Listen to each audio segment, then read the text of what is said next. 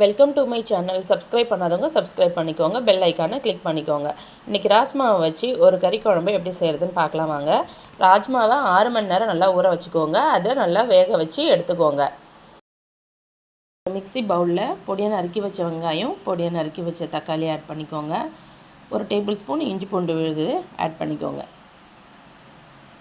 1/4 teaspoon ஜீரகம், 1/4 teaspoon பெருஞ்சீரகம் add பண்ணி நல்லா ஃபைன் பேஸ்ட்டாக அரைச்சி வச்சுக்கோங்க. ஒரு வானலில் 3 டேபிள் ஸ்பூன் எண்ணெய் ஆட் பண்ணிக்கோங்க. அதில் ஸ்பைசஸ் ஆட் பண்ணிக்கோங்க. பிரிஞ்சி இலை, பட்டை, கிராம்பு அதெல்லாம் ஆட் பண்ணிக்கோங்க.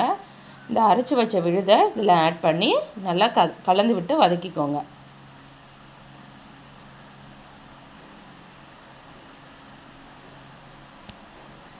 கருவேப்பிலை கொஞ்சம் ஆட் பண்ணிக்கோங்க. ஆட் பண்ணி நல்லா கலந்து விட்டு வதக்கிக்கோங்க. நல்லா எண்ணெய் பிரிஞ்சு வர வரைக்கும் நல்லா வதக்குங்க.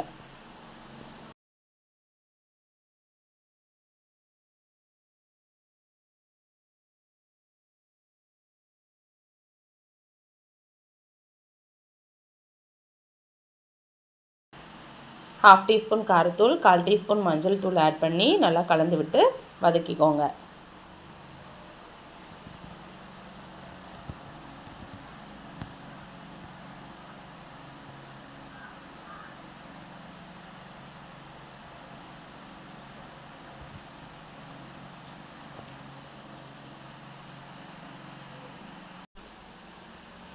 ஒரு டேபிள் ஸ்பூன் கொத்தமல்லி பொடி ஆட் பண்ணிக்கோங்க.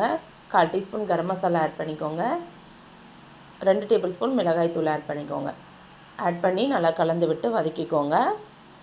தேவையான அளவு உப்பு ஆட் பண்ணி நல்லா கலந்து விட்டு வதக்கிக்கோங்க.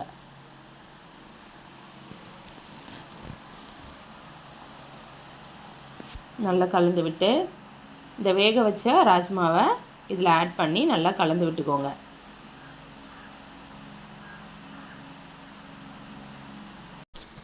தேவையான அளவு தண்ணி ஆட் பண்ணி நல்லா கலந்து விட்டு மூடி போட்டு கொதிக்க விட்டுருங்க.